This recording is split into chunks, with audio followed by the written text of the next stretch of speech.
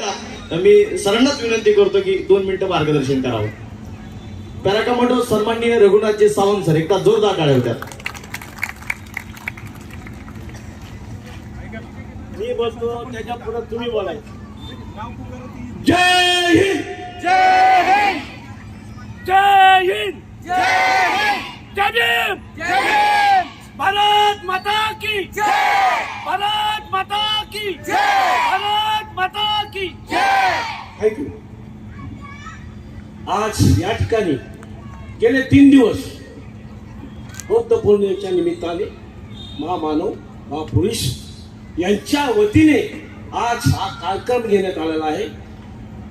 हे जे कार्यक्रम घेण्याची ताकद आणि हिंमत फक्त ज्या लोकांमध्ये असते त्याला छत्रपती शिवाजी महाराजांचा इतिहास आणि भारतरत्न डॉक्टर बाबासाहेबांचे बंधुत्वाचे विचार ज्याच्यामध्ये असतात ते असे धारित करू शकतात.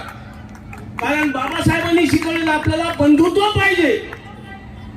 बंधुत्वासाठी आपल्याला काय करायचंय. आज भारतरत्न डॉक्टर बाबासाहेबांच्यामुळे आपण ही हवा वारा ऊन खातो तो त्यांच्यामुळं. साहेबांनी सांगितलं आता या ठिकाणी खरं संविधान जाण्याच्या धोकामध्ये आहे हे त्यांचा भ्रम आहे. तुम्हाला मला एकच सांगायचं इथं, संविधान फक्त चालवतो तो इंडियन आर्मी डिफेन्स चालवते. ते त्यांचे कानून कायदा मानतात. दुसरी गोष्ट, या देशात काय चाललंय आपण ऐकतो, तुम्ही पाहता, मी पाहतो. फक्त तुम्हाला एकच सांगायचंय, मी कोणत्या जातीचे, तुम्ही कोणत्या जातीत आहात, काही आपल्याला त्याची घेणं नाही. माझा धर्म माझ्यासाठी, तुमचा धर्म तुमच्यासाठी. मला माझी भक्ती करायच्या माझ्या घरामध्ये करायच्या, 4 भिंतीच्या आतमध्ये करायच्या. रोडवरती वाचून कुणी 40 वाचू नये, रामायण वाचू नये. काय चाललंय जगात. आपण आपला देश, नरेंद्र मोदी भारताचे पंतप्रधान काय म्हटले, हर घर में तिरंगा म्हटले का नाही म्हटले. अरे 15 अगस्त 26 जानेवारी आपण तर लावतच होतो. हर घर में संविधान. जब ये अपने दिल में अंतकरण में जो हिंदुस्तान में पैदा हुआ उसके दिल में रह रहे. ये कब होगा, जब हम लोग संविधान बांटेंगे. कोई बांटने वाला नहीं.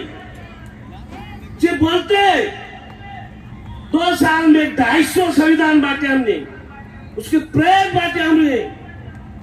मेरा एक ही सवाल है आपसे, जो भी कोई प्रोग्राम करेगा कम से कम 5 संविधान देना चाहिए. अरे संविधान बचने के लिए हम ऐसे गांव गांव इसमें नहीं घूमेंगे. एक घर में तिरंगा क्या करेगा, एक आदमी. एक घर में अगर संविधान हो गया तो घर में कम से कम 5 आदमी तो रहेंगे क्या रहेंगे. 5 माणसांसाठी संविधान वाचले तर आपला कुटुंब असेल, कोणी अधिकार आपला चिरणार नाही. फक्त बाबासाहेबांनी फक्त मराठ्यासाठी केले का, बहुजन समाज, मुस्लिम समाज. अरे आपण सर्व हिंदू आहोत. तुमचं सर्टिफिकेट बघा, लिहून सगळी हिंदू मराठा, हिंदू मुस्लिम, हिंदू ख्रिश्चन, हे कुठले या देशाचे जन्मला आलेले या देशात. आणि काय आपण करणार आहोत. आपल्याला नवीन पिढीला काय द्यायचं आहे. काहीतरी चांगलं ऐकून तुम्ही द्या तर आपली नवीन पिढी तुमच्या मागे राहील. फक्त राजकारण करून चालणार नाही. आणि राजकारण तर जग अगोदर पण होते, आता पण आहेत, राजकारणच करत चालले.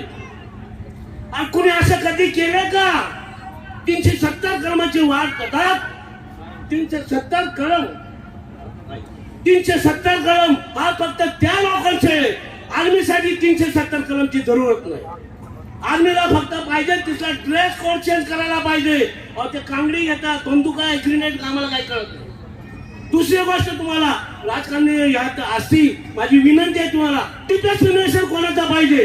आणि त्याने देशाची शिपात आर्मी कमांडर सांभाळली, त्याला तुम्ही डिफेन्स मिनिस्टर का नाही बनव. वेळ नाही माझ्याकडं. जय हिंद, जय भारत. जय हिंद सर.